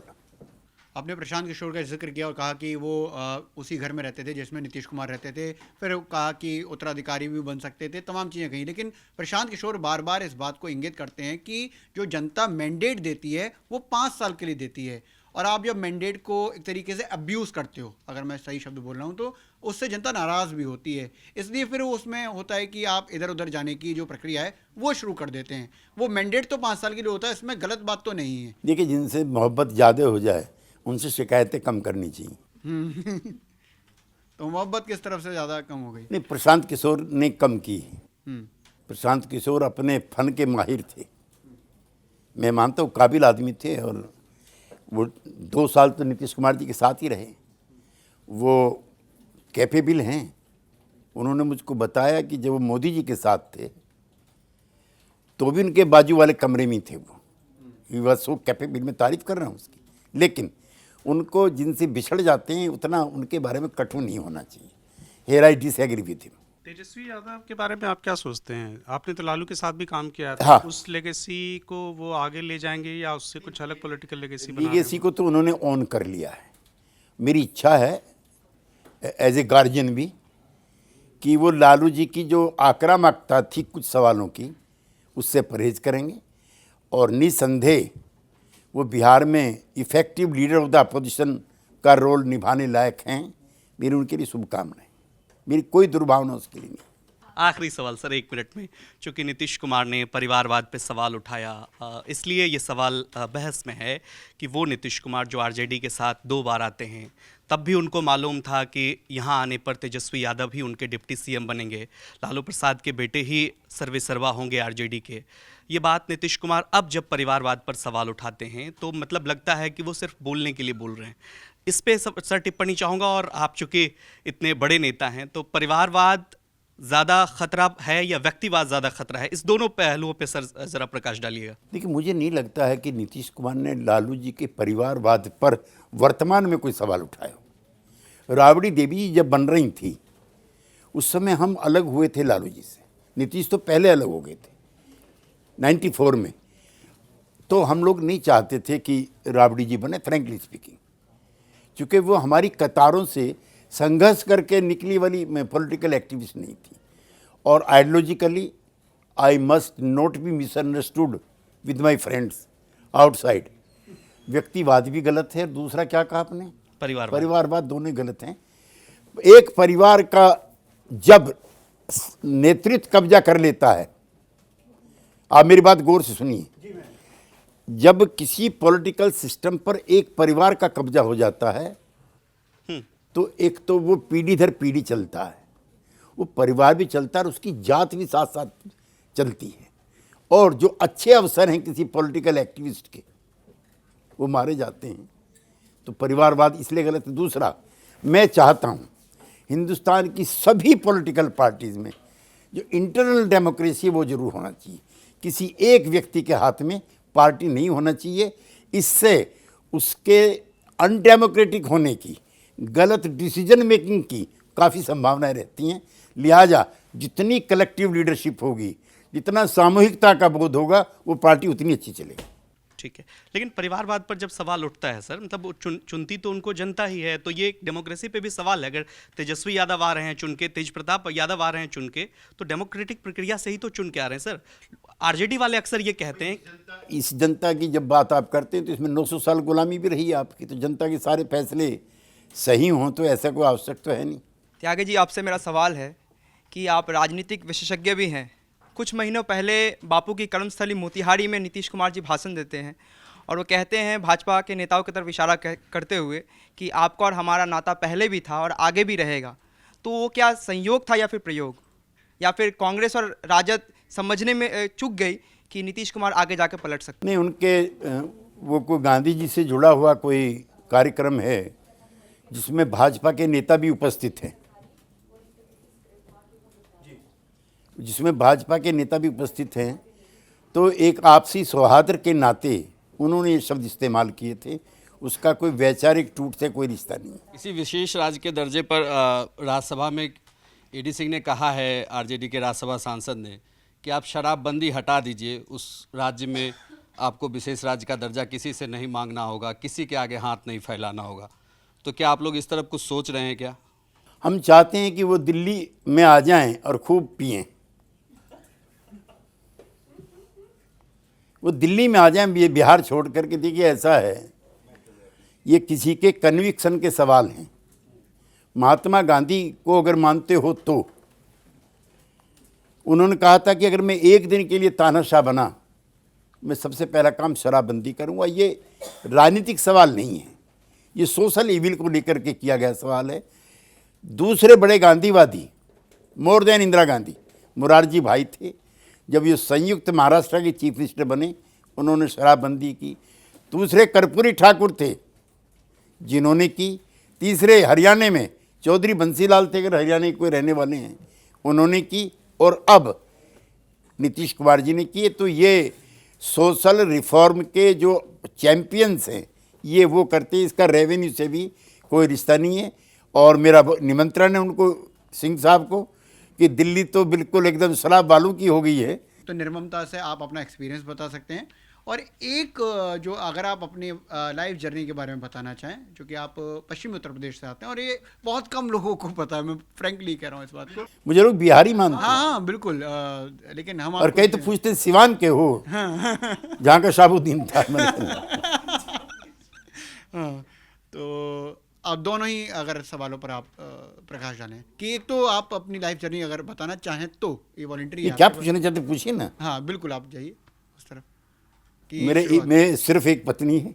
हाँ, नहीं, सिर्फ दरअसल जो है जन्म कहाँ हुआ और तालीम कहाँ ली, और उसके बाद जो है। नहीं, मैं गाजियाबाद में के पास गांव है जहाँ मैं पैदा हुआ। मेरे पिताजी एक साधारण किसान थे जो खुद अपने हाथ से हल चलाते थे, और बड़े परिश्रम से उन्होंने मुझे पढ़ाने के लिए भेजा हॉस्टल में। और मैं वहाँ जाकर के बिगड़ गया, छात्र आंदोलन में हिस्सा लेने लगा। और समाज परिवर्तन, व्यवस्था परिवर्तन, ये गर्म नारे उन दिनों मुट्ठी बांध करके हम लगाते थे। धन और धरती बट के रहेगी, भूखी जनता चुप न रहेगी। तो वामपंथी आंदोलन के वो दिन थे, समाजवादी साम्यवादियों के। उसमें मैं भर्ती हुआ। 9 अगस्त 1974 को मैं लोकदल में भी भर्ती हुआ। और तभी व्यवस्था परिवर्तन का बड़ा आंदोलन जेपी से शुरू हुआ। जेपी के साथ हम जाते थे जगह जगह, कई बार पिटते भी थे। एक बार हम हम कुरुक्षेत्र जा रहे थे यूनिवर्सिटी के प्रेसिडेंट के निमंत्रण पर। मैं था, हमारे सीनियर थे सतपाल मलिक और आरिफ मोहम्मद खान, वो थे, और मनीराम बागड़ी के एमपी थे। तो हमारी खूब पिटाई वहाँ पे यूथ कांग्रेस के लोगों ने की थी। एक बार जब इंदिरा गांधी को अनसीटेड कर दिया इलाहाबाद हाई कोर्ट ने, तो अंबिका सोनी कांग्रेस की अध्यक्ष थी, उनके पास हम गए थे कि सिंहासन खाली करो कि जनता आती है। तो उनके लोगों ने भी हमारी पिटाई की थी। तो हमारी पिटाई भी काफ़ी हुई है। फिर हम जेल में रहे आपातकाल में, उसके बाद कई और अवसरों पे भी रहे। तो 77 में मैं ऑल इंडिया लेवल पर जो जनता पार्टी का यूथ विंग था, उसका जनरल सेक्रेटरी था मैं। 1984 में मेरी उम्र ज़्यादा नहीं थी, मैं लोकसभा का चुनाव लड़ा गाजियाबाद से, वहीं से एमपी बना। और धर्मनिरपेक्षता और समाजवाद और बराबरी और आज़ादी, ये मुझे कचोटती। और हर नौजवान से मैं कहना चाहता हूँ, आज़ादी के लिए लड़ो और बराबरी के लिए लड़ो। ये हमारे फंडामेंटल राइट्स हैं। और वर्ल्ड वाइड जो आंदोलन चल रहे थे, मैं उसका भी समर्थन किया। आपकी जानकारी के लिए, जो फ़िलिस्तीनियों का मूवमेंट चलता है, उसकी जो पार्लियामेंट्री कमेटी बनी है, उसका मैं मेंबर हूँ। 3 पीढ़ी उनकी तंबू में पैदा हुई हैं। और अस्पतालों में 95% बच्चे मरे जो 1 साल के और 10 साल के बीच के हैं। ऐसी बर्बरता का नंगा नाच मानवताओं ने कभी नहीं देखा होगा। उससे मेरा रिश्ता रहा है। मैं पूरी दुनिया पर, वियतनाम वार्मे में गया हूँ, हनोई तक भी। मैं मानता हूँ कि वहाँ पर भी जो कॉलोनियलिज्म है, जो उपनिवेशवाद जिसको आप बोलते हो, वो नहीं होना चाहिए। मुझे अफसोस है कि पहले जो राष्ट्राध्यक्ष थे उपनिवेशवाद का विरोध करते थे, अब बाजू के जितने आसपास के हैं, आंग सान सू की 3 साल से जेल में है, जिसको नोबेल पुरस्कार मिला है। एक भी सिविल सोसाइटी का मुल्क नहीं है जिसने कहा हो कि आंग सान सू की रिहाई होनी चाहिए। मैं अपनी पार्टी के लिए इतना प्रतिबद्ध रहा हूं कि मैं पार्लियामेंट से बाहर आ गया। 1990 में जब वीपी सिंह जी ने मंडल लगाया तो मैं उसका समर्थक था। मेरी अपनी जाति के लोग ही मेरे खिलाफ हो गए गाजियाबाद में, हैं, कि अगर ये सब करना तो उस जाति में चले जाओ। मैं चुनाव हार गया, लेकिन मैंने अपनी प्रतिबद्धताओं पर अभी तक विराम नहीं लगाया है।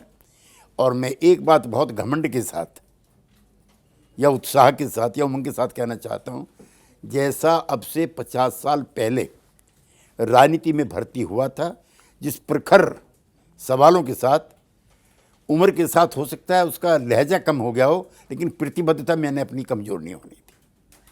मैं यहाँ से भी बना, फिर नीतीश कुमार जी ने बिहार से भी मुझे राज्यसभा में भेजा और मैंने ऐसे ऐसे सवाल उठाए। एक बार मुझको आदिवासियों पे बोलने का मौका मिला। उस समय मुझे बड़ा बंगला मिल गया था खान मार्केट में, तो मैं आदिवासियों पर रिसर्च करते करते एक पेट शॉप, जिसको कुत्ते की दुकान बोलते हैं, वहाँ गया। और वो मेरे जीवन का सबसे अनोखा अनुभव था। पेट शॉप पर कुत्तों को या पेट्स को जो ब्रेकफास्ट मिलता है वो 3 दिन का एक पैकेट है। जाज एंड पास करके एक दुकान आप जाइएगा जहाँ 300 रुपये का पैकेट 3 दिन के लिए पेट्स यूज़ करते हैं। उसके बाद वो लंच लेते हैं पेट्स जो हैं। उसका एक नॉन वेज पैकेट जो है 1200 रुपये का 3 दिन के लिए है। उनके गले में एक इंस्ट्रूमेंट बांधा जाता है, जब वो यूँ करते हैं तो म्यूजिक बजता है, यूँ करते हैं म्यूजिक बजता है, वो 2000 रुपये का आता है। शाम को वो जैसे आप हाई टी लेते हैं, 4 बजे के आसपास उनको फिर खाना मिलता है। मैं कहना ये चाहता हूँ कि एक जानवर के ऊपर, एक पेट के ऊपर इतना खर्चा होता है।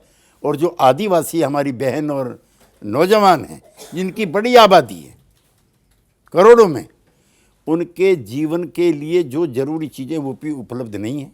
मैंने ऐसे ऐसे सवाल भी उठाए और इसके साथ मैं अपनी बात समाप्त करूँगा। मेरा बड़ा भारी पंगा हुआ रामदेव से। रामदेव ने एक दवाई निकाल दी जिसका नाम था पुत्र जीवक बीज, और 4 दिन पहले ही उनको हरियाणा की सरकार ने बेटी बचाओ बेटी पढ़ाओ का ब्रांड एम्बेसडर बना दिया। तो मैं खड़ा हो गया। अच्छा, इस देश में बड़ी भारी चीज़ है। आप तो मोदी जी का विरोध कर रहे हैं। मैंने कहा मोदी जी के समर्थन में खड़ा हुआ हूँ मैं, हालांकि मैं एनडीए में नहीं था उस समय। मैंने कहा पहली बात तो ये बताओ पुत्र जीवक क्यों, पुत्री जीवक क्यों नहीं, मेरा ऑब्जेक्शन है। एक दूसरा, दुनिया में ऐसी कोई दवाई नहीं है कि बेबी बॉय ही पैदा होगा। 2 तीसरा, आपने इसके जरिए भ्रामक प्रचार किया है। आपके खिलाफ केस रजिस्टर्ड होना चाहिए, माफी मांगनी चाहिए और जेल जाना चाहिए। नड्डा जी स्वास्थ्य मंत्री थे, उन्होंने कमेटी बैठा दी एंड इट वाज फाउंड कि धरती पे कोई ऐसी दवाई नहीं है that there will be baby boy.